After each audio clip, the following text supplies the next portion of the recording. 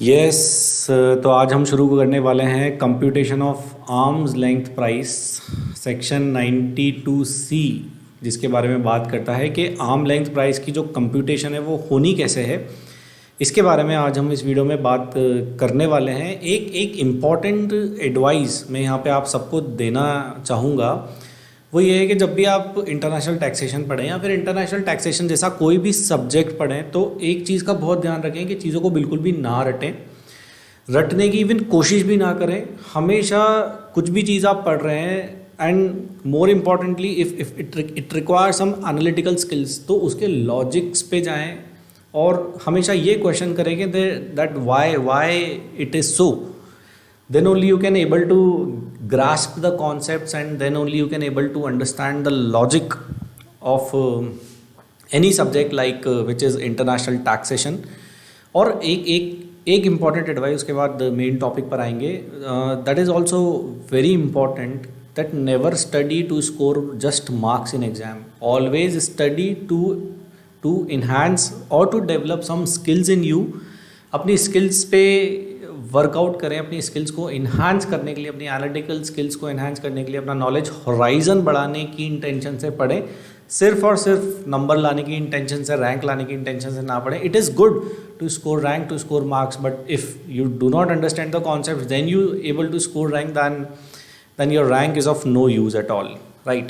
So yes, let's come to the concept of computation of arm length price, जिसके बारे में section 92C बात करता है।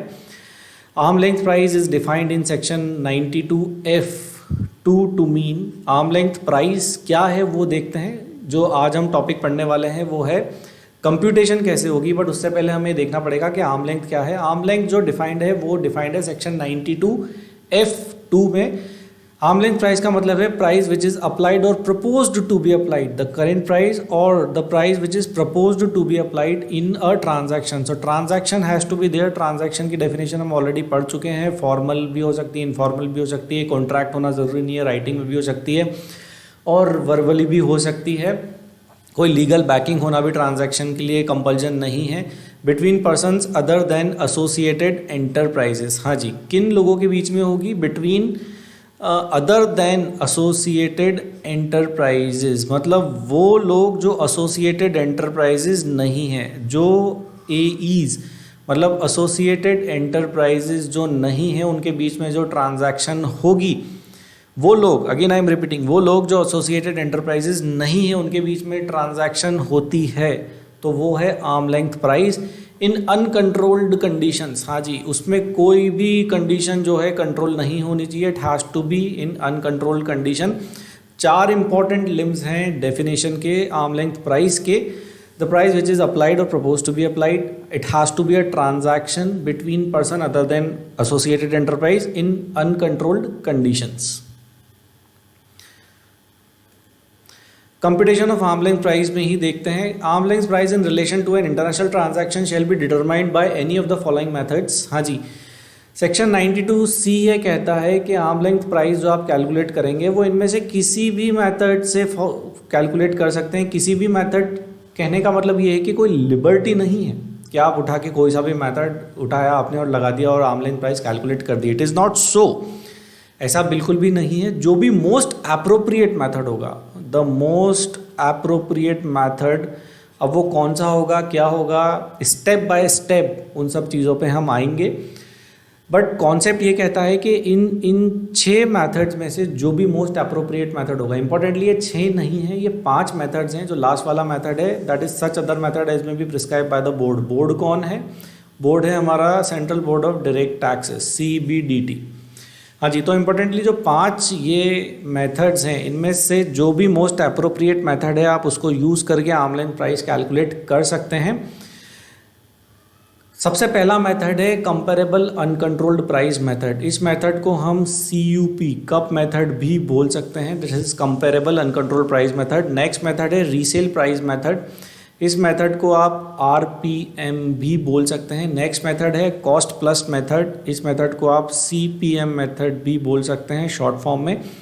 नेक्स्ट है प्रॉफिट स्प्लिट मेथड, इसको आप PSM भी बोल सकते हैं। नेक्स्ट है transactional net margin method, TNM TNMN आप इसको TNMM आप इसको बोल सकते हैं, ट्रांजैक्शनल नेट मार्जिन मेथड। हाँ जी, तो इम्पोर्टेंटली 5 मेथड्स हमारे पास हैं जिससे आर्म लेंथ प्राइस कैलकुलेट हो सकती है। लॉज, रूल्स, एक्ट्स ये कहते हैं कि इनमें से जो भी मोस्ट अप्रोप्रिएट मेथड हो, जो भी मोस्ट सुटेबल मेथड हो, उसको यूज़ करके आप आर्म लेंथ प्राइस जो है वो कैलकुलेट कर लें। इन सारे मेथड्स के बारे में हम वन बाय वन समझेंगे कि ये मेथड्स क्या हैं, कौन सा वो प्रोसीजर है जो ये प्रिस्क्राइब करते हैं कि इस मेथड में जाएंगे तो ये वाला तरीका लगेगा आर्म लेंथ प्राइस कैलकुलेट करने का। तो वो सब चीज़ें अभी देखते हैं हम स्टेप बाय स्टेप। हाँ जी, तो इन मेथड्स को एक कुछ कैटेगरीज में सेग्रीगेट किया गया है। इंपॉर्टेंटली 2 कैटेगरीज हैं। एक कैटेगरी को बोलते हैं ट्रेडिशनल ट्रांजैक्शन मेथड और एक ट्रांजैक्शनल प्रॉफिट मेथड्स और अदर मोड्स। अदर मोड्स में तो जो रेजिड्यू मेथड है as any other method is prescribe by the board, जो कि रूल 10AB जिसकी बात करता है वो यहाँ पे आते हैं। ट्रेडिशनल ट्रांजैक्शन मेथड मतलब वो मेथड जो ट्रेडिशनल ट्रांजैक्शन बेस्ड हैं, राइट। कौन कौन से आते हैं? Comparable uncontrolled price method, CUP method, resale price method इसमें आता है और कॉस्ट प्लस मेथड भी इसी कैटेगरी में आता है। Again I am repeating, it is traditional transaction method.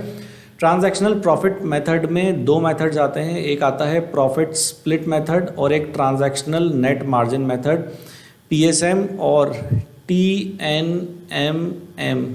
ये 2 मेथड जो हैं वो ट्रांजैक्शनल प्रॉफिट मेथड्स में आते हैं। इंपॉर्टेंटली 2 कैटेगरीज हैं, एक ट्रेडिशनल ट्रांजैक्शन मेथड की कैटेगरी, एक ट्रांजैक्शनल प्रॉफिट मेथड्स की कैटेगरी। ट्रेडिशनल ट्रांजैक्शन मेथड में CUP, RPM और CPM और ट्रांजैक्शनल प्रॉफिट मेथड में PSM और TNMM। ट्रांजैक्शनल प्रॉफिट मेथड में क्यों आते हैं? देखिए यहाँ पे एक तो प्रॉफिट और एक मार्जिन, तो ये कहीं ना कहीं ये जो 2 वर्ड्स यूज़ हो रहे हैं, it includes somewhere around splitting of the profits और कैलकुलेशन ऑफ द प्रॉफिट्स और extracting profit out of the transaction. कहीं कुछ ऐसा हो सकता है जो हमें नाम से अभी पता चल रहा है, तो इसको हम ट्रांजैक्शन प्रॉफिट मेथड की कैटेगरी में डाल देते हैं। और ये तीनों मेथड जो हैं वो ट्रेडिशनल ट्रांजैक्शन मेथड्स हैं। तो आइए आगे बढ़ते हैं। Computation of arm length price में ही सेक्शन 92C सबसेक्शन 2 क्या कहता है? It provides that the most appropriate method out of the above method has to be applied for determination of arm length price in the prescribed manner. हाँ जी, most appropriate method जो है वो लगाना है आर्म लेंथ प्राइस को calculate करने के लिए। This is very very important. जो भी मोस्ट अप्रोप्रिएट मेथड होगा वो आपको यूज़ करना है। रूल 10B सब रूल 1 क्या कहता है? Prescribe the manner to determine the arm length price under the 5 methods. हाँ जी, वैसे तो 6 मेथड्स हैं, छठा मेथड कौन सा है? The method as may be prescribe by central board of direct taxes. और बाकी के जो 5 मेथड्स हैं as stated in the above diagram in respect of any goods, property और सर्विस परचेज्ड और sold under any international transaction. Rule 10B sub rule 1 क्या कहता है? रूल 10B सब रूल 1 जो है वो मेथड प्रिस्क्राइब करता है, मैनर प्रिस्क्राइब करता है वो 5 मेथड्स की जिनको आपको यूज़ करना है आर्म लेंथ प्राइस कैलकुलेट करने के लिए, चाहे वो किसी गुड्स की सेल हो, परचेज हो, प्रॉपर्टी की सेल हो, परचेज हो, सर्विसेज को देना हो या सर्विसेज कंज्यूम करनी हो अंडर एनी इंटरनेशनल ट्रांजैक्शन। यहाँ पे 1 मिनट रुकिएगा, यहाँ पे please hold on for some time. Any international transaction क्या यूज़ हो रहा है यहाँ पे? Any international transaction. हाँ जी, इंटरनेशनल ट्रांजैक्शन। यस प्लीज़ थोड़ा सा पीछे चलते हैं। इंटरनेशनल ट्रांजैक्शन मैंने आपको पुराने वीडियोस में बताया था that what is international transaction. वापस से रिकॉल कराता हूँ। इंटरनेशनल ट्रांजैक्शन वो ट्रांजैक्शन है जो 2 या 2 से ज़्यादा एसोसिएटेड एंटरप्राइजेस के बीच में होती है, जिसमें कोई एक या फिर दोनों या फिर सारे नॉन रेजिडेंट हो सकते हैं।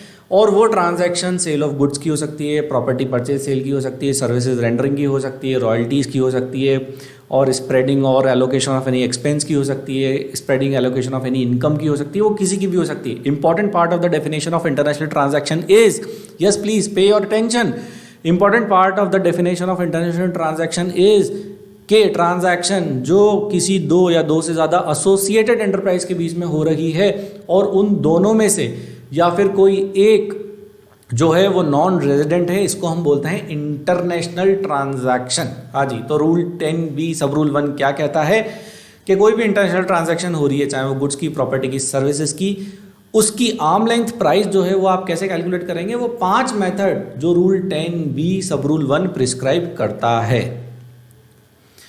हाँ जी, सबसे पहला method cup method. Cup method मतलब कंपेरेबल अनकंट्रोल्ड प्राइस मेथड। देखते हैं कैसे कैलकुलेट होना। बहुत सिंपल है, अगर आप लॉजिकली समझेंगे, कॉन्सेप्ट को समझेंगे, बहुत सिंपल है। रटने की कोशिश बिल्कुल भी मत करना, लोड बिल्कुल भी मत लेना। This is very very simple, you just need to apply your mind.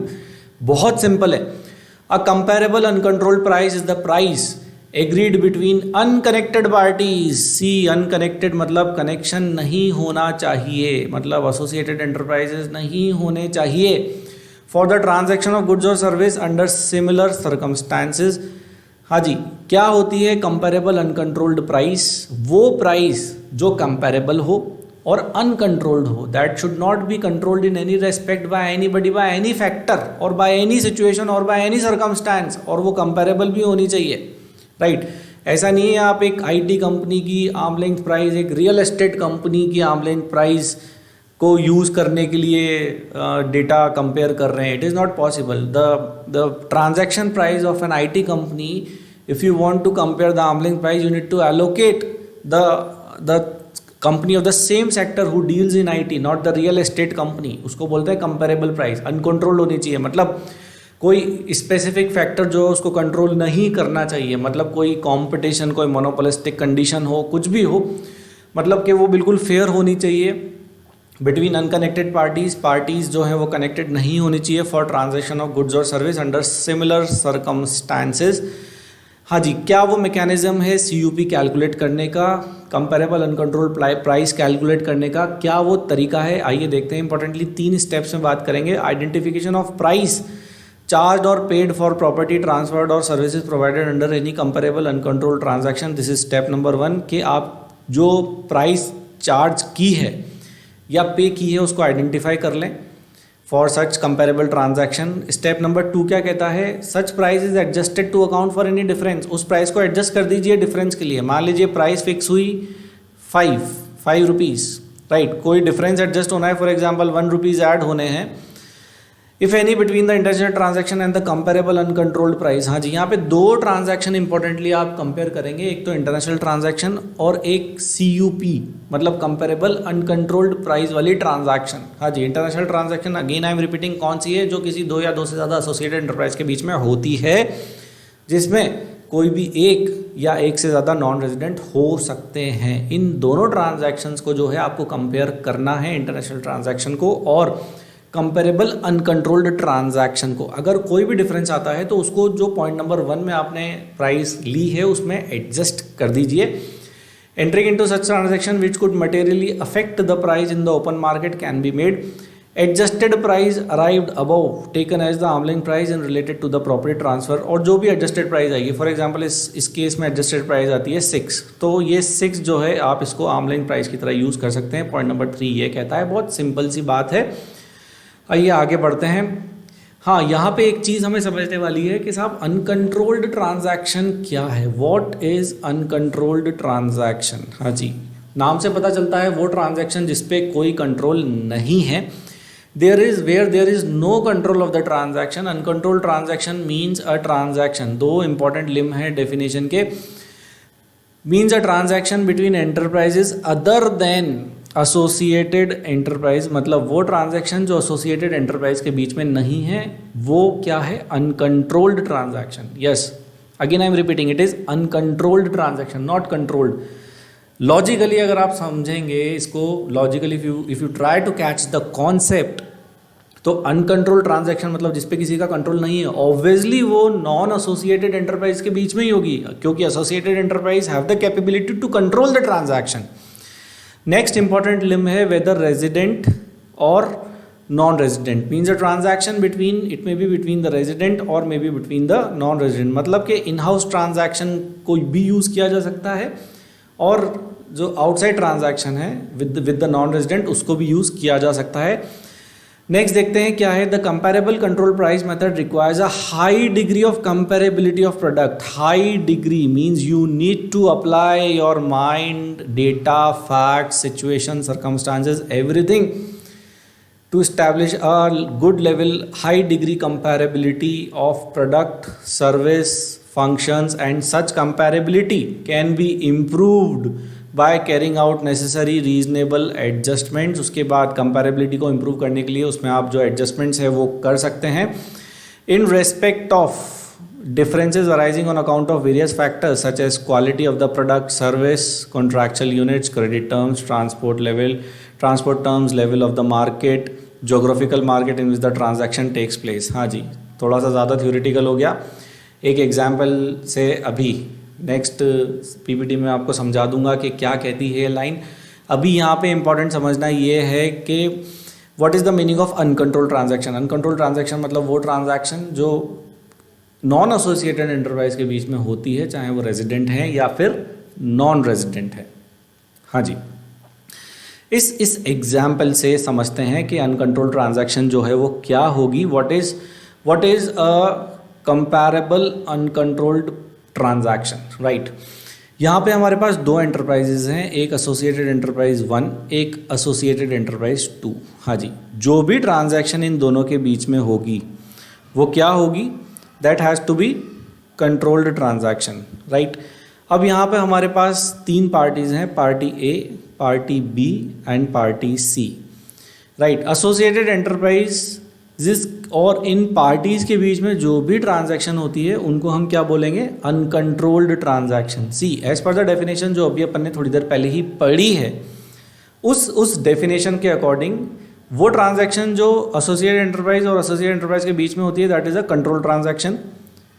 वो ट्रांजैक्शन जो एसोसिएटेड एंटरप्राइज और अदर देन एसोसिएटेड एंटरप्राइज के बीच में हो रही है, means see for example associated enterprise 1 and party C, they are not associated enterprise, तो ये कंट्रोल्ड ट्रांजैक्शन नहीं है, ये एक अनकंट्रोल्ड ट्रांजैक्शन है।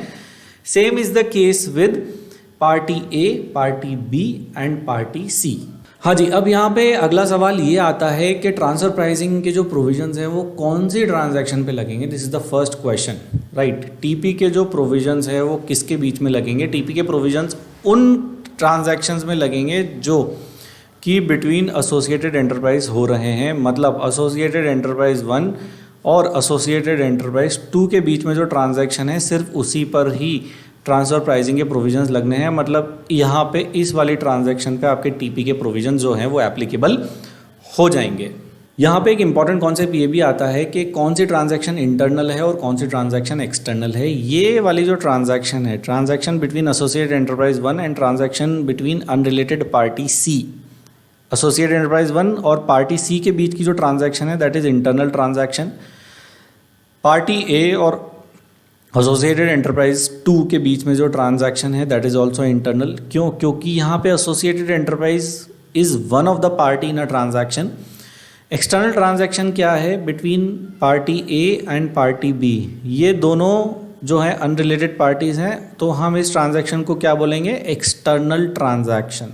हाँ जी, अब मान लेते हैं कि जो एसोसिएटेड एंटरप्राइज 1 है वो जो एसोसिएटेड एंटरप्राइज 2 है उसको बैक ऑफिस सपोर्ट देता है। बैक ऑफिस सपोर्ट को आप लेमन लैंग्वेज में एडमिन फंक्शन भी कह सकते हैं कि सारा एडमिनिस्ट्रेशन जो है वो एसोसिएटेड एंटरप्राइज 1 करेगा।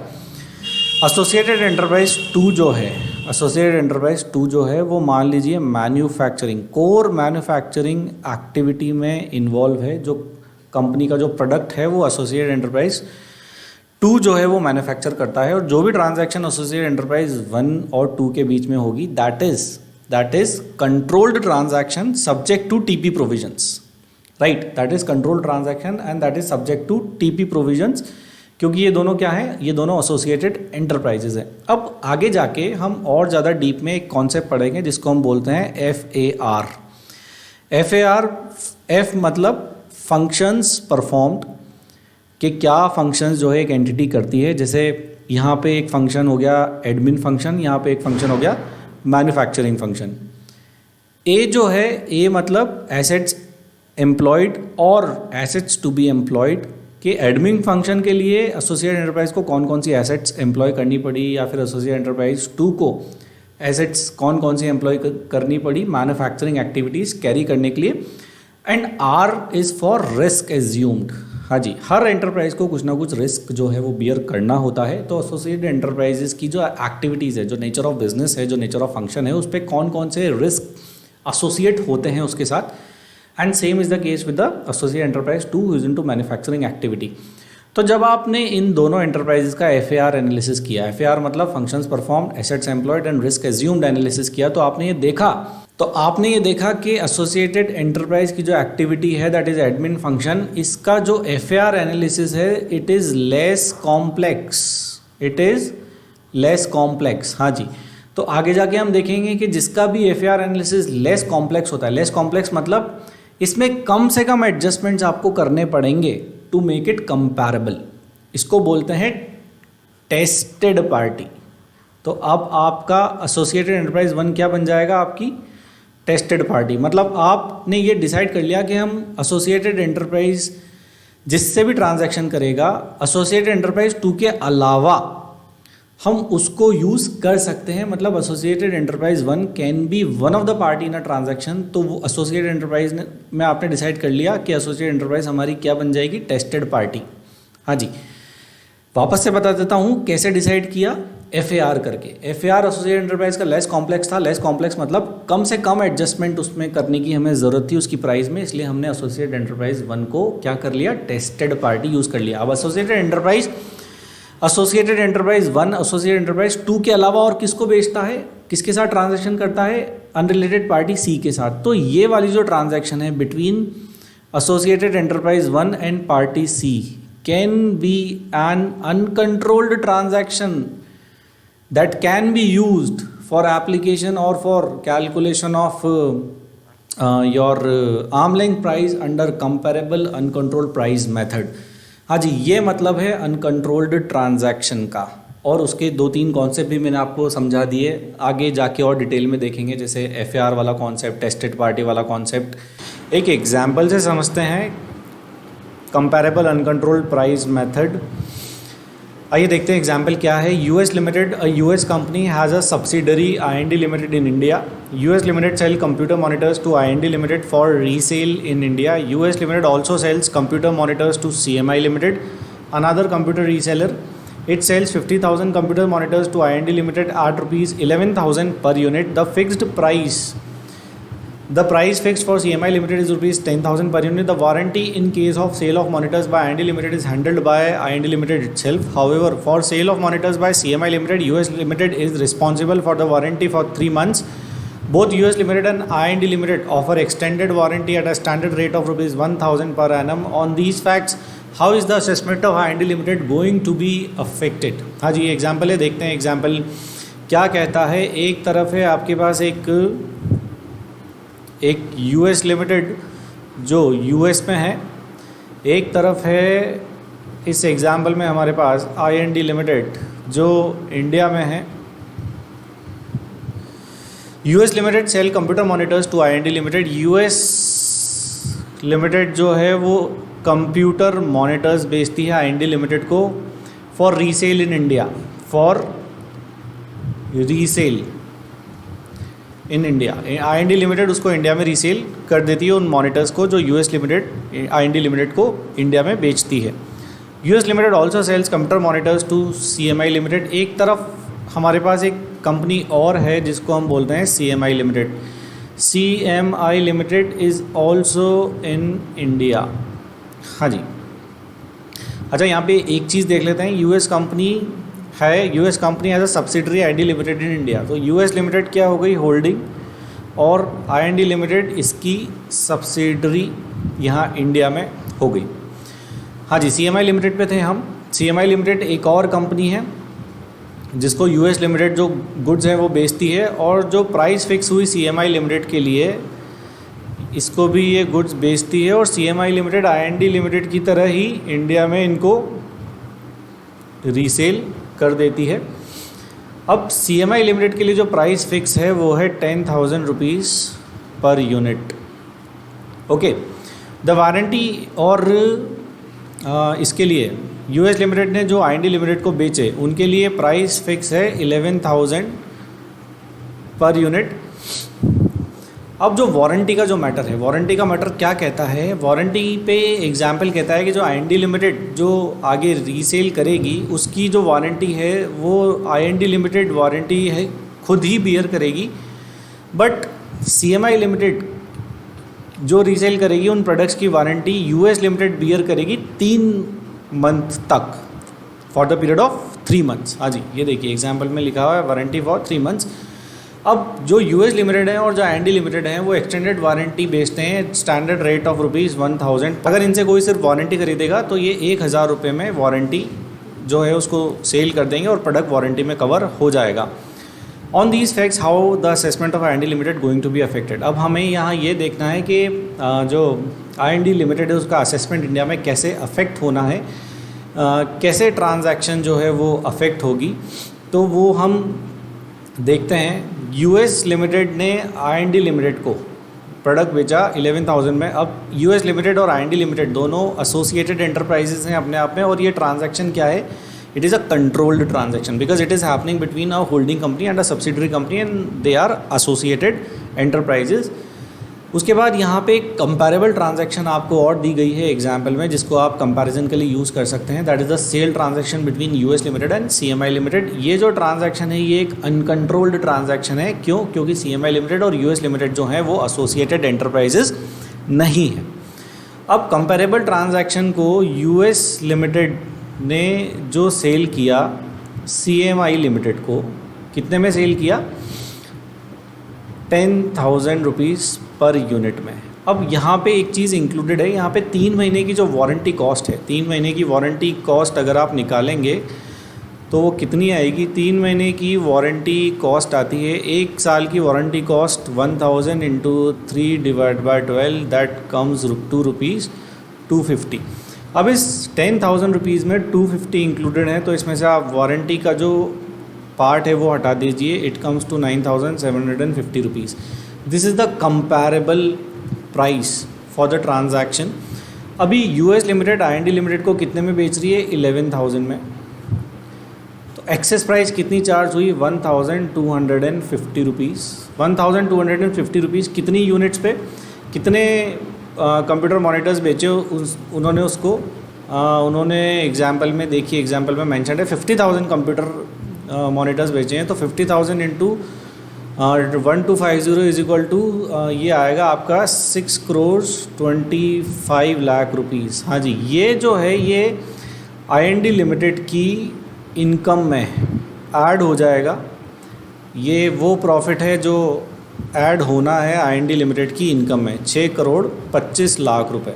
हाँ जी, तो ये IND लिमिटेड की इनकम में ऐड हो जाएगा और इनकम में ऐड करके असेसमेंट कर दी जाएगी। इनकम में क्यों ऐड होगा? देखिए, ये IND लिमिटेड की परचेज़ है, और IND लिमिटेड ने जो परचेज़ बुक करी होगी वो बुक करी होगी 11,000 से, बट जो कंपेरेबल प्राइस थी वो थी 9,750, जिसको हम बोल सकते हैं arm length price as per CUP method, as per comparable uncontrolled price method. Arm length price थी 9,750, बट चार्ज कितना हो रहा था? 11,000। तो IND लिमिटेड ने अपनी परचेज हाइक कर रखी है। परचेज हाइक कर रखी है मतलब अपना प्रॉफिट सप्रेस किया हुआ है, कितने से? 1,250 पर यूनिट से।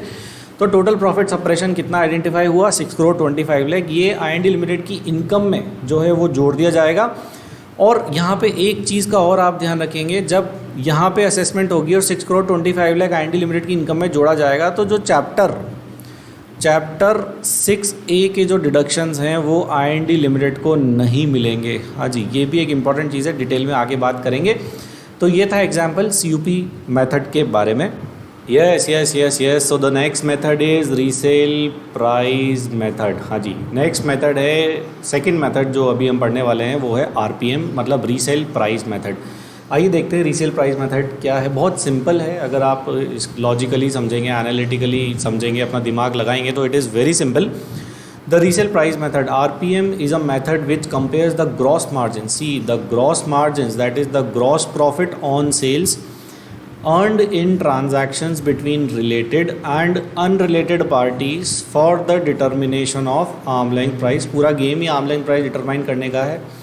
The RPM requires high level of functional comparability। हाँ जी, high level of functional comparability मतलब आप जिससे भी कंपेयर करेंगे ट्रांजैक्शन को, उसके फंक्शंस जो हैं, जो दूसरा आपका टेस्टेड पार्टी है उसके फंक्शन से कंपैरेबल होने चाहिए, मतलब मैच होने चाहिए। And is mainly applicable where the controlled party is a distributor. हाँ जी, जहाँ पे कंट्रोल पार्टी क्या है, डिस्ट्रीब्यूटर। अब डिस्ट्रीब्यूटर में आप उसको रिटेलर भी कह सकते हैं, होलसेलर भी कह सकते हैं।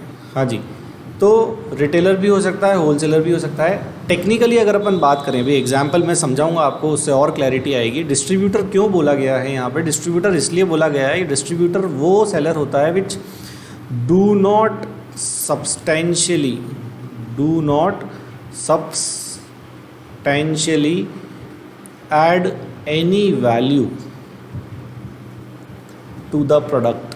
हाँ जी, डिस्ट्रीब्यूटर वो होता है जो कोई सब्सटेंशियल वैल्यू ऐड नहीं करता किसी भी प्रोडक्ट में। उसका फंक्शन क्या होता है, सिंपली एक प्रोडक्ट परचेज किया और उस प्रोडक्ट को एज इट इज़ ही आगे मार्केट में बेच दिया, ये फंक्शन होता है डिस्ट्रीब्यूटर का। तो इस तरह की ट्रांजैक्शंस में आप RPM मेथड यूज़ कर सकते हैं। In such type of transaction this resale price method is the most appropriate, is the most suitable method in such cases.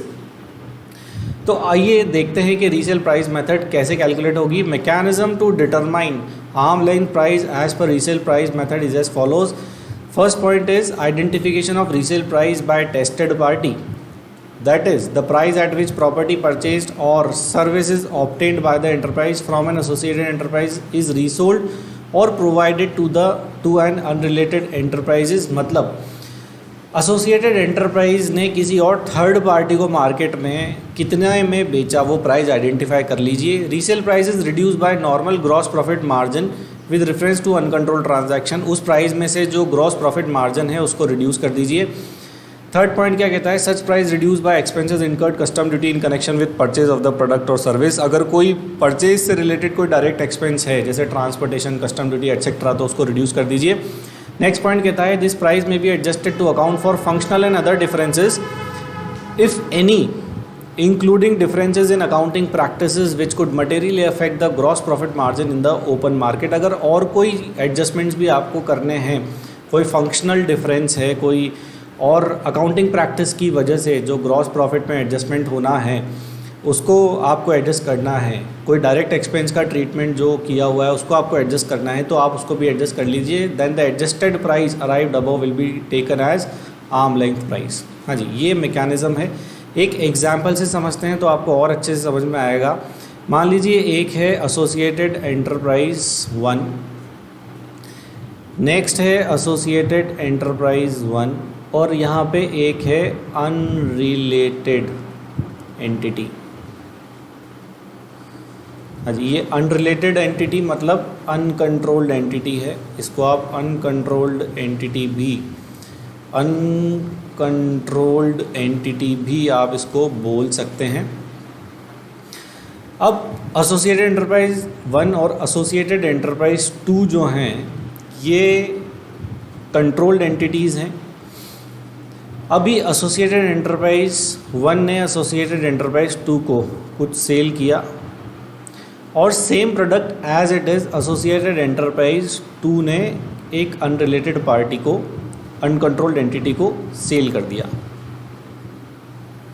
हाँ जी, अभी हमने पढ़ा था एसोसिएटेड एंटरप्राइज क्या हो गया इस केस में, एसोसिएटेड एंटरप्राइज 2 हो गया इस केस में डिस्ट्रीब्यूटर। मतलब उसने product as it is purchase किया और एज इट इज़ एक अनकंट्रोल्ड और अनरिलेटेड एंटिटी को आगे बेच दिया। मतलब उसने अपने प्रोडक्ट पे बहुत ज़्यादा कुछ सब्सटेंशियल वैल्यू एडिशंस नहीं किए। अब मान लीजिए एसोसिएटेड एंटरप्राइज 2 ने अनरिलेटेड एंटिटी को ये जो प्रोडक्ट बेचा, ये बेचा $200 में।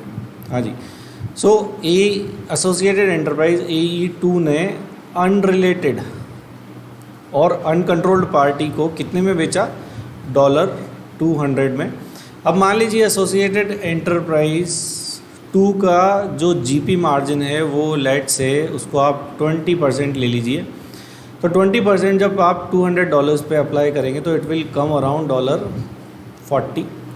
इसको आप इसमें से रिड्यूस कर दीजिए तो $160 क्या आई आपकी, this is your arm length price as per resale price method. हाँ जी, RPM मेथड के हिसाब से आपकी LP आई है $160। आपने क्या किया, इन दोनों की जो ट्रांजैक्शन प्राइस है 200 को पिक किया, और AE2 का जो ग्रॉस मार्जिन है वो इस 200 में से रिड्यूस कर दिया, डेट इज़ $40, तो $160 की ट्रांजैक्शन आप ये मान लीजिए कि ये चार्ज किया AE1 ने जब AE2 को बेचा। तो this is arm length price as per resale price method. Yes, so the next method is cost plus method, CPM जिसको हम बोल सकते हैं। हाँ जी, बहुत सिंपल मेथड है, जो बाकी के पहले वाले मेथड्स हमने पढ़े वैसा ही ये कुछ मेथड है, बट इसमें कैलकुलेशन थोड़ी सी डिफरेंट है।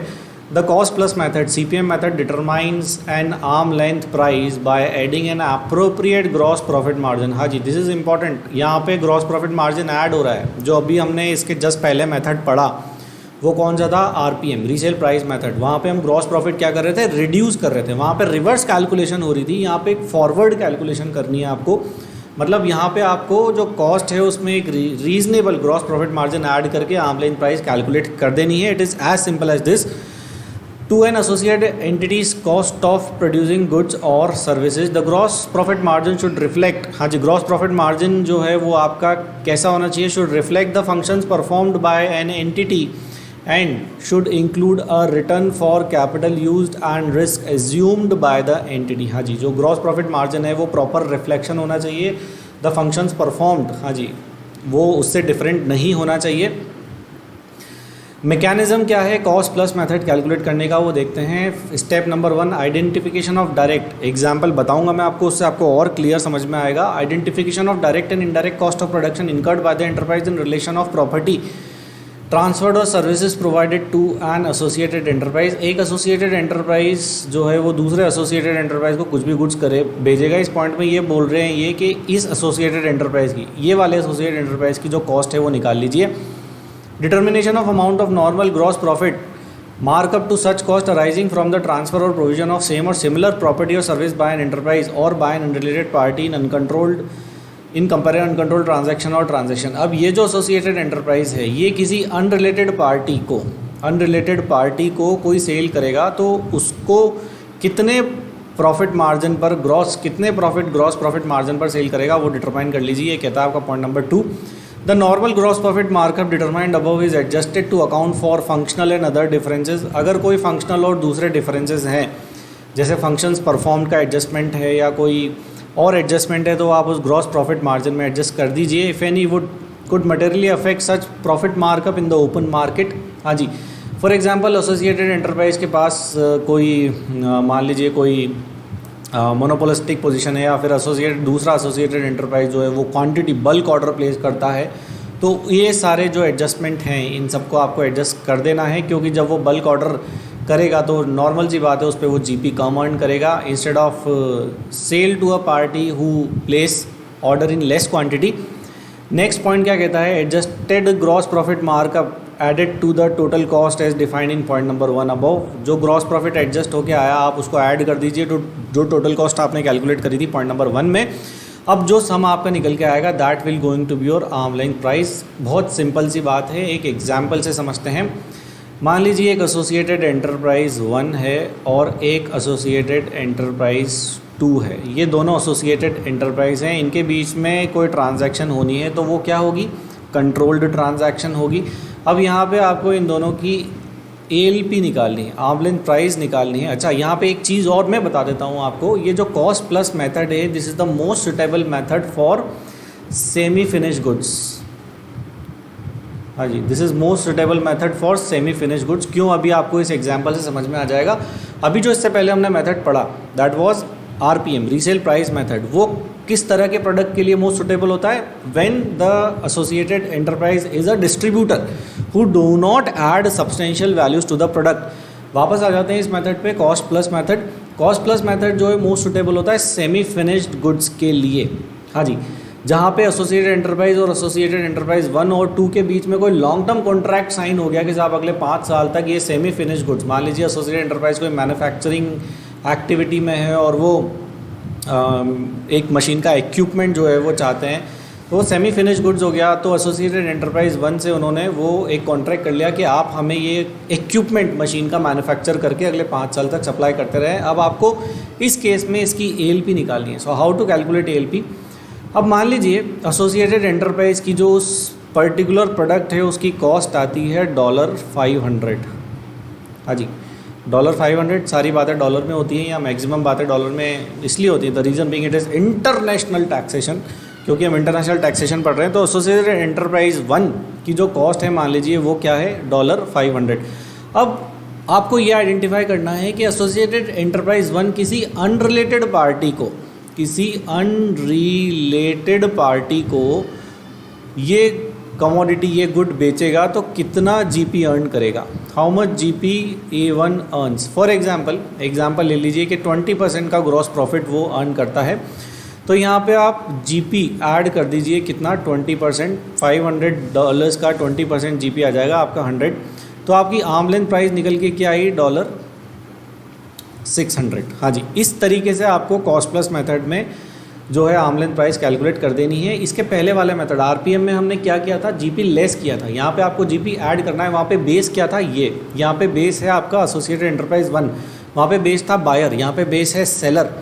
तो यहाँ पे आपको एक जीपी, अच्छा इस जीपी को आपको सारे फंक्शंस और हाईली कंपेरेबल प्रपोजिशन में लेके आना है। एक अनरिलेटेड पार्टी को इन्होंने बेचा, मान लीजिए अनरिलेटेड पार्टी जो है वो छोटे छोटे ऑर्डर्स प्लेस करती है, तो ये जीपी जो है वो ज़्यादा होगा in comparison to GP with AE2।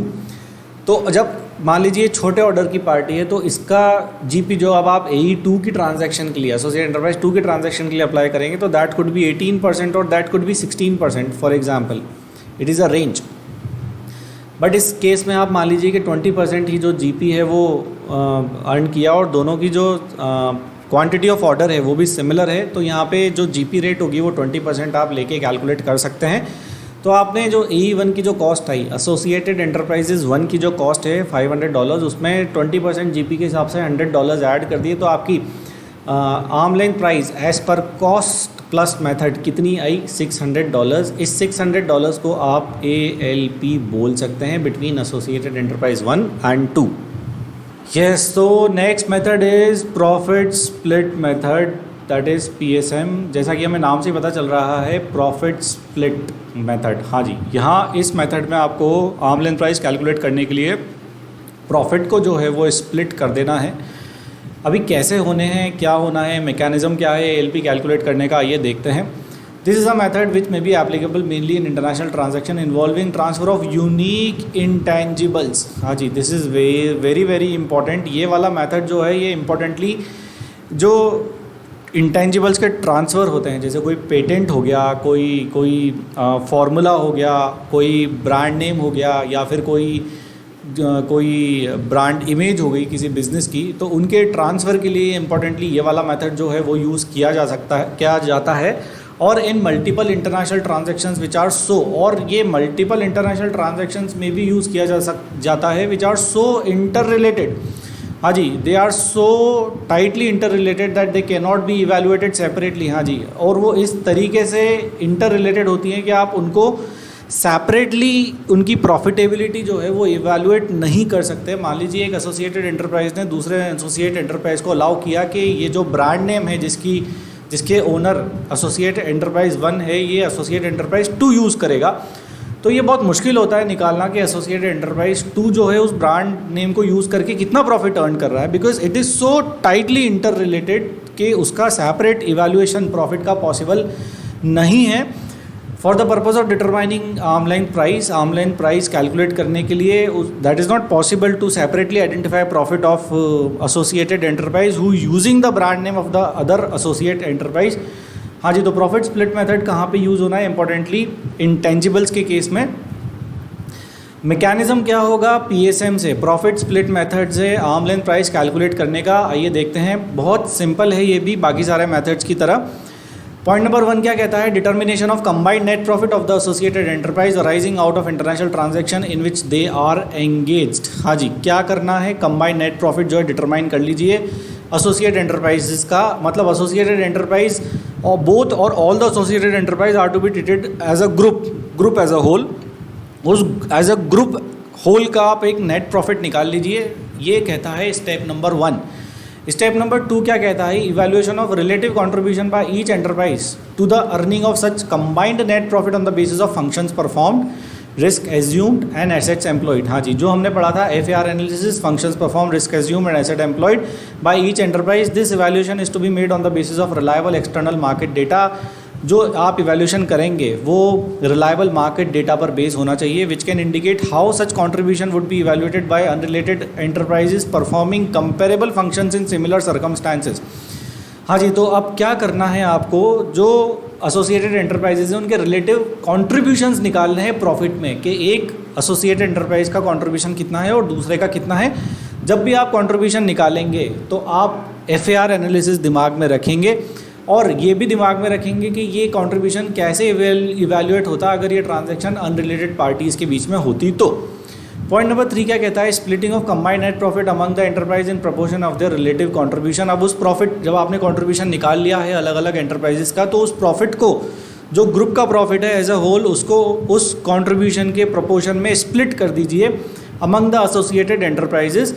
Point number 4 क्या कहता है, profit thus appropriated to the SSE is taken into account in arriving at arm length price. अब जो प्रॉफिट एलोकेट हुआ एसोसिएट एंटरप्राइज को, आपने जो प्रॉफिट स्प्लिट करके एसोसिएट एंटरप्राइज को, जिसकी आप ALP निकालना चाहते हैं, उसको एलोकेट किया, उसको आप यूज़ कर लीजिए आर्म लेंथ प्राइस निकालने के लिए। आइए एक एग्जाम्पल से समझते हैं। एग्जाम्पल से पहले एक चीज़ और देख लेते हैं कि एलोकेशन ऑफ प्रॉफिट कैसे होना है। Allocation of profit must be made in accordance with one of the following allocation method. ये जो भी थ्योरी अपन पढ़ रहे हैं, अगर आपको समझ में नहीं आ रही है तो अभी मैं थोड़ी देर बाद आपको एक एग्जाम्पल से समझा दूंगा आपको, उसके बाद आप ये वीडियो को बैक में जाके देख लेना, आपको सारा कुछ समझ में आ जाएगा। एक एग्जाम्पल अभी मैं थोड़ी देर में आपको बताने वाला हूँ। Allocation of profit must be made in accordance with one of the following allocation method. अब प्रॉफिट की एलोकेशन कैसे करनी है, कोई सा भी मेथड आप यूज़ कर सकते हैं, या तो मेथड A या फिर मेथड B, इन दोनों में से कोई सा भी मेथड यूज़ कर लें। प्रॉफिट की एलोकेशन मैं बता रहा हूँ आपको, प्रॉफिट स्प्लिट कैसे होगा among the associated enterprises in PSM मतलब प्रॉफिट स्प्लिट मेथड के अंदर। पहला मेथड है comparable profit split. Under this method uncontrolled tax payers percentage of the combined operating profit और loss is used to allocate the combined operating profit और loss of the relevant business activity. इसमें क्या होता है, इसमें एक comparable जो है वो बिज़नेस आइडेंटिफाई किया जाता है, जिसको आप टेस्टेड पार्टी भी बोल सकते हैं।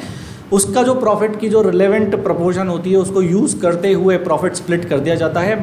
मेथड नंबर B क्या कहता है, रेजिडुअल प्रॉफिट स्प्लिट इसका नाम है, फॉलोइंग द 2 स्टेप प्रोसेस। हाँ जी, इस मेथड में 2 स्टेप प्रोसेस है। स्टेप नंबर 1 क्या कहता है, allocate income to routine contributions and allocate residual profit. Method number B ये कहता है कि आपका जो टोटल इनकम है उसको 2 तरीके से, आप 2 पार्ट में आप उसको एलोकेट करें। एक तो जो आपके रूटीन कॉन्ट्रीब्यूशंस हैं, रूटीन कॉन्ट्रीब्यूशंस में आप उसको एलोकेट कर लें। उसके बाद जो बचा हुआ प्रॉफिट है, रेजिडुअल प्रॉफिट, उसको इक्वली आप डिस्ट्रीब्यूट कर सकते हैं, या फिर किसी भी जस्टिफाइबल प्रोपोर्शन में आप उसको एट्रीब्यूट कर दीजिए एसोसिएटेड एंटरप्राइज में। ये 2 मेथड में से कोई सा भी एक मेथड जो है आप प्रॉफिट स्प्लिटिंग के लिए यूज़ कर सकते हैं। आइए एक एग्जाम्पल से इसको समझते हैं। एग्जाम्पल क्या कहता है, the following example explains the profit split method. हाँ जी, सबसे पहला स्टेप है मैकेनिज्म ALP कैलकुलेट करने का अंडर प्रॉफिट स्प्लिट मेथड, वो ये है कि आप सबसे पहले ग्रुप एज अ होल का प्रॉफिट निकाल लीजिए। यहाँ पे ग्रुप एज अ होल का प्रॉफिट है USD 100 मिलियन, ये आपने ग्रुप एज अ होल का प्रॉफिट निकाल लिया। उसके बाद minus functions assets return to each party based on market benchmark और देयर रेस्पेक्टिव कंट्रीब्यूशन। जब आपने इस प्रॉफिट को एलोकेट किया तो एसोसिएटेड एंटरप्राइज में स्पेसिफिक एलोकेशंस हुए USD 70 मिलियंस के। उसके बाद आपके पास रेजिडुअल प्रॉफिट कितना बचा, 30 मिलियन, 100 मिलियन माइनस 70 मिलियन, तो रेजिडुअल प्रॉफिट आ गया आपके पास 30 मिलियन। अब आपको इस 30 मिलियन को एलोकेट करना है between related party X and related party Y। They are associated enterprise to each other in this example. Residual profit split based on each party's ownership of non-routine intangibles, example network, each efficiency of sales, marketing teams and other items etc. अब इसको आपको split कैसे करना है, ये जो 70 million है जो स्पेसिफिक कंट्रीब्यूशन है, मान लीजिए रिलेटेड पार्टी X का इसमें कंट्रीब्यूशन है फॉर एग्जांपल 60% और रिलेटेड पार्टी Y का इसमें कंट्रीब्यूशन है मान लीजिए 40%। तो आपका ये जो 70 मिलियन जो एलोकेट होना है, 70 मिलियन जो एलोकेट होना है वो X पे जाएगा 60 और Y पे जाएगा 60। तो जब आप X पे इसको एलोकेट करेंगे तो यहाँ पे हो जाएगा आपका 42 मिलियन। ये मैं 70 मिलियंस जो स्पेसिफिक कंट्रीब्यूशन है वो एलोकेट कर रहा हूँ। उसके बाद जो रिमेनिंग कंट्रीब्यूशन है वो वाई के पास चला जाएगा। उसके बाद जो 30 मिलियन है, मान लीजिए जो 30 मिलियन आपको एलोकेट करना है, इसका 50-50 है, तो आपके 15 मिलियन एक्स पे एलोकेट हो जाएंगे और 15 मिलियन जो है वो वाई के ऊपर एलोकेट हो जाएंगे। तो इसमें एक्स का शेयर कितना आया, यहाँ पे एक्स का शेयर 15 मिलियन आया। Now I am allocating this 30 million here. तो यहाँ पे टोटल कंट्रीब्यूशन कितना आता है, 7 and 5। This 57 million can be use to calculate arm length price for X that is associated enterprise. ये कहता है हमारा profit split method. Yes.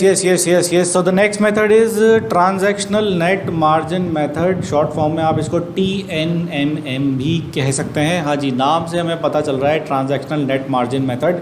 Transaction का नेट मार्जिन निकाल लीजिए, आपकी LP कैलकुलेट हो जाएगी। Under the transactional net margin method, an arm's length price is determined by comparing the net profit margin in relation to an appropriate base। हाँ जी, net profit margin आपको calculate करना है किसके बेस से। Net profit आप calculate कर सकते हो कॉस्ट को लेके, सेल्स को लेके, या फिर एसेट्स को लेके। रिटर्न ऑन एसेट्स एम्प्लॉयड से भी कैलकुलेट कर सकते हो। सेल्स के बेस पे आप नेट प्रॉफिट रेशो निकाल सकते हो। कॉस्ट के बेसिस पे आपको रिटर्न कितना मिल रहा है, कॉस्ट इन्वॉल्व करके नेट मार्जिन आप उसको भी बेस मान सकते हो। Of the tested party with the net profit margin in relation to the same base of an uncontrolled party, इनको कंपेयर करना है आपको। Engaged in comparable transactions, तो ये है तरीका आर्म लेंथ प्राइस निकालने का ट्रांजैक्शनल नेट मार्जिन मेथड के अंदर में। मैकेनिज्म देख लेते हैं पॉइंट वाइज। सबसे पहला पॉइंट क्या कहता है, computation of net profit margin realized by an enterprise from the international transaction with an associated enterprise having regard to cost incurred or sales affected or assets employed or having regard to any other relevant base। हाँ जी, जो भी relevant base है उसको मानते हुए, वो cost भी हो सकती है, वो सेल भी हो सकती है, वो एसेट्स एम्प्लॉयड भी हो सकती है, वो कुछ भी हो सकती है, वो मानते हुए एसोसिएटेड एंटरप्राइज का नेट प्रॉफिट मार्जिन आप कैलकुलेट कर लीजिए। सेकेंड स्टेप में क्या करना है, computation of net profit margin realise by an enterprise और an unrelated enterprise in a comparable uncontrolled transaction by applying the same base as above. जो बेस आपने यहाँ पे लिया था पॉइंट नंबर 1 में, चाहे वो सेल हो, कॉस्ट हो या एसेट हो, सेम बेस लेते हुए पॉइंट नंबर 2 में एक अनकंट्रोल्ड पार्टी की ट्रांजैक्शन का नेट प्रॉफिट मार्जिन भी आपको कैलकुलेट करना है। टेस्टेड पार्टी का कैलकुलेट कर लीजिए या फिर कोई अनकंट्रोल ट्रांजैक्शन से किसी दूसरी पार्टी का कैलकुलेट कर लीजिए। पॉइंट नंबर 3 क्या कहता है, net profit margin realize from uncontrol transaction is adjusted to account for differences if any which could materially affect the net profit margin in the open market. अब जो point number 2 में आपने net profit calculate किया है compare करने के लिए, अगर उसमें कोई एडजस्टमेंट होने हैं, कोई फंक्शनल एडजस्टमेंट होने हैं FR एनालिसिस के अकॉर्डिंग, तो आप वो एडजस्टमेंट इसमें कर दें। पॉइंट नंबर 4 क्या कहता है, the net profit margin realise by the enterprise referred to in above 1 is established to be the same as the net profit margin referred to in 3 above. उसके बाद जो आपने नेट प्रॉफिट जो adjust किया यहाँ पे पॉइंट नंबर 1 और point number 3 की यहाँ पे बात हो रही है।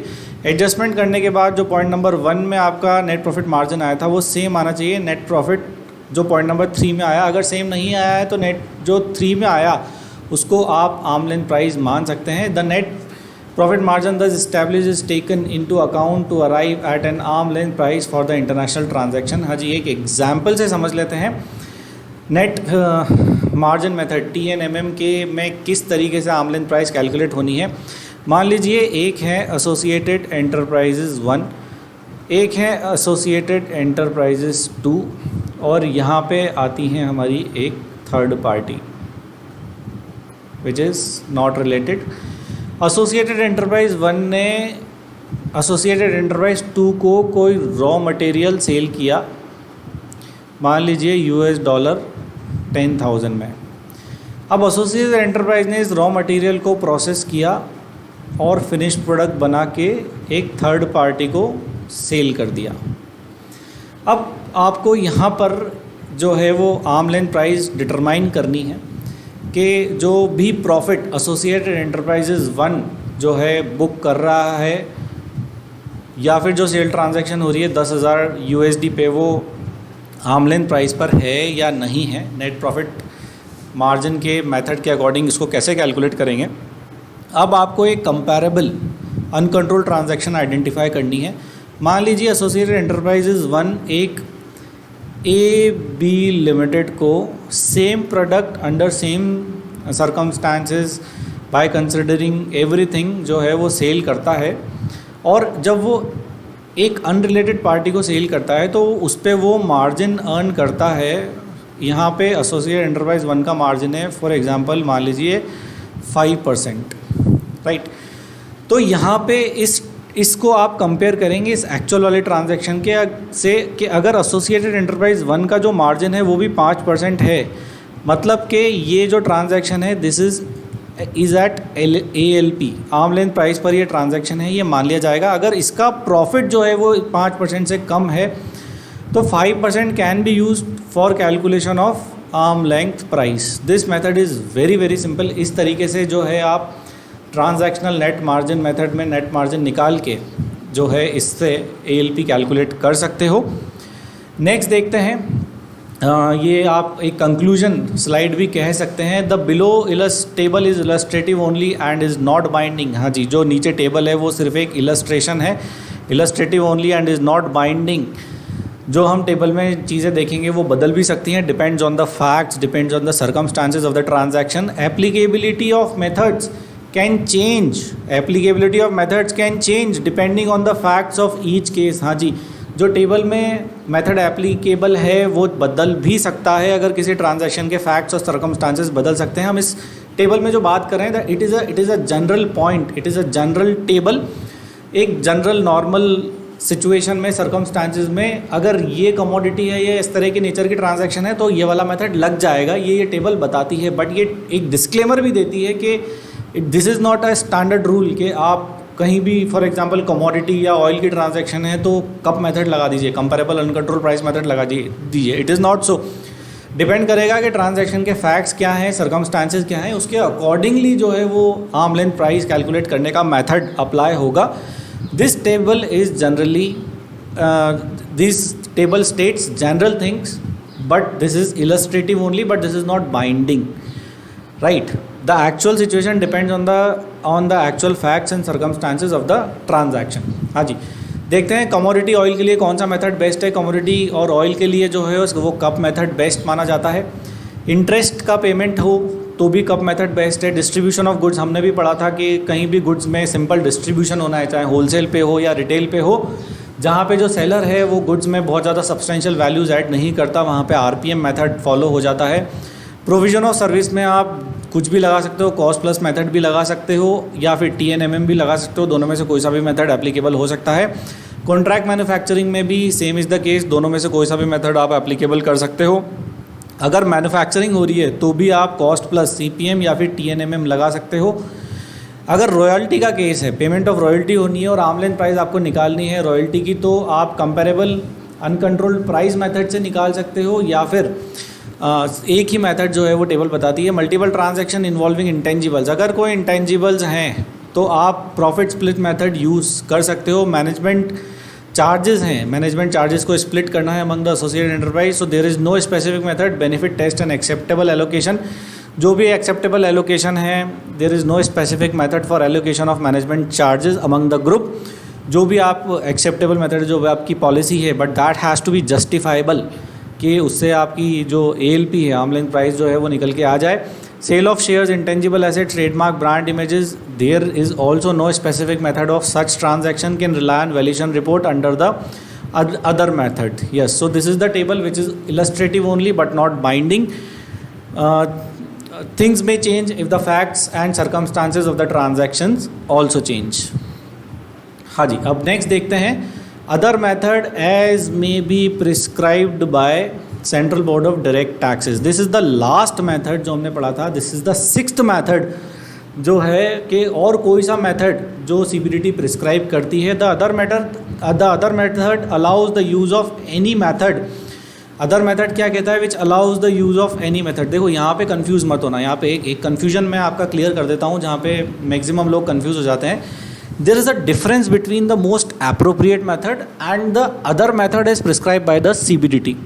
मोस्ट अप्रोप्रिएट मेथड का कॉन्सेप्ट क्या कहता है? मोस्ट अप्रोप्रिएट मेथड का कॉन्सेप्ट ये कहता है कि जो भी 6 मेथड्स हमने पढ़े उनमें से जो भी बेस्ट मेथड हो वो पिक करके एलपी निकाल लीजिए। ये कहता है most appropriate method.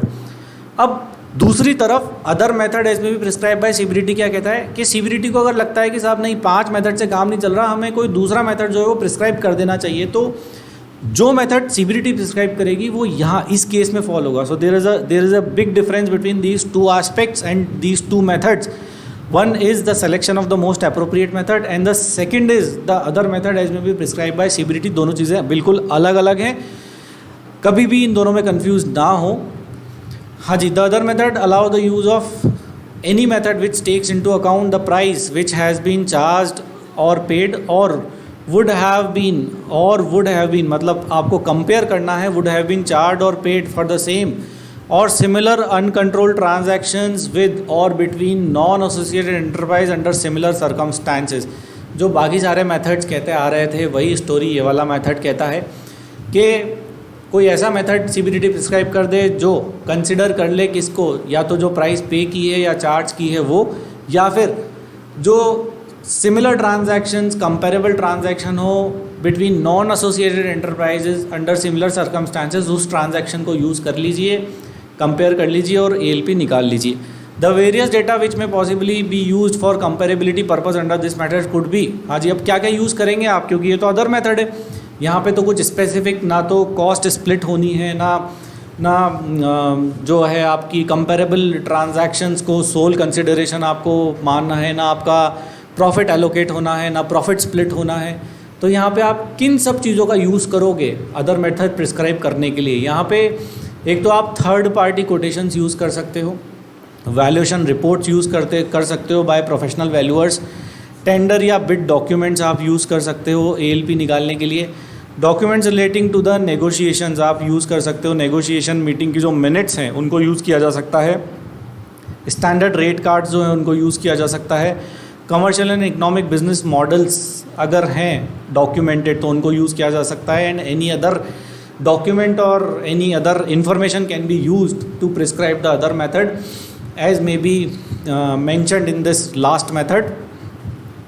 For applying the above method, हाँ जी, अब जो ये method है as may be prescribed by CBDT, the comparability of the international transaction with an uncontrolled transaction is to be judged with reference to the following method। अब आप comparability जब आप करेंगे और जब आप उसको जज करेंगे कि हम इसको कंपेयर करें या ना करें, तो आपको क्या क्या चीज़ें कंसिडर करनी है, क्या क्या फैक्टर्स कंसिडर करने हैं, वो अभी हम उस पर बात करेंगे। सबसे पहला पॉइंट कहता है the specific characteristics of the property transferred और सर्विस प्रोवाइडेड। अगर मान लीजिए कोई रियल एस्टेट ग्रुप है और एसोसिएटेड एंटरप्राइजेज में कोई प्रॉपर्टी ट्रांसफ़र हुई है, कुछ फॉर एग्जांपल फ्लैट्स की ट्रांजैक्शन हुई है, right, so that has to be compared with the comparable transaction. मतलब रियल एस्टेट कंपनी की ट्रांजैक्शन रियल एस्टेट कंपनी दूसरी रियल एस्टेट कंपनी की कंपेरेबल ट्रांजैक्शन से ही कंपेयर होगी। आप ऐसा नहीं कर सकते कि रियल एस्टेट कंपनी की ट्रांजैक्शन आप आईटी कंपनी की ट्रांजैक्शन से कंपेयर कर रहे हो। अब a flat can not be compared and can never be as like the software और the product of the IT company.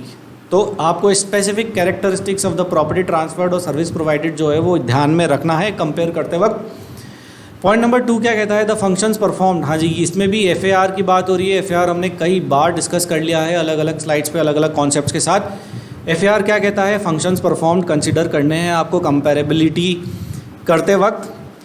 Assets employed और एसेट्स टू बी एम्प्लॉयड आपको कंसिडर करना है ट्रांजैक्शन को किसी दूसरी ट्रांजैक्शन से कंपेयर करते वक्त। और रिस्क एज्यूम्ड, हाँ जी, एसोसिएटेड एंटरप्राइजेज क्या क्या रिस्क एज्यूम करके चल रहे हैं, आपको उसी कंपनी की ट्रांजैक्शन को पिक करना है कंपेयर करने के लिए जिसके पास मोर और लेस सिमिलर रिस्क हो। ऑल टुगेदर डिफरेंट रिस्क वाली प्रोफाइल आप कंपेयर नहीं कर सकते। इसको बोलते हैं हम FAR, functional assets and risk analysis. Contractual terms जो है, अगर कोई कॉन्ट्रैक्ट हुआ है, कॉन्ट्रैक्ट में बी इन राइटिंग और may not be in writing, contract में बी ओरल एज वेल। कोई कॉन्ट्रैक्ट हुआ है तो आप उस कॉन्ट्रैक्ट को भी प्रॉपरली कंसिडर करें अदर मेथड प्रिस्क्राइब करने के लिए। और मार्केट में क्या कंडीशंस प्रिवेल करती हैं, क्या मार्केट में कोविड है, क्या मार्केट में कंपटीशन है, क्या मार्केट में वो कंपनी मोनोपोलिस्टिक सिचुएशन एंजॉय करती है, क्या मार्केट में कोई बड़ा प्लेयर जो है वो कॉम्पीट करने के लिए उस पर्टिकुलर कंपनी के साथ आया है, हाँ या ना। ये सारी कंडीशंस आपको कंसिडर करनी पड़ेगी अगर आप कोई अदर मेथड प्रिस्क्राइब करते हैं तो।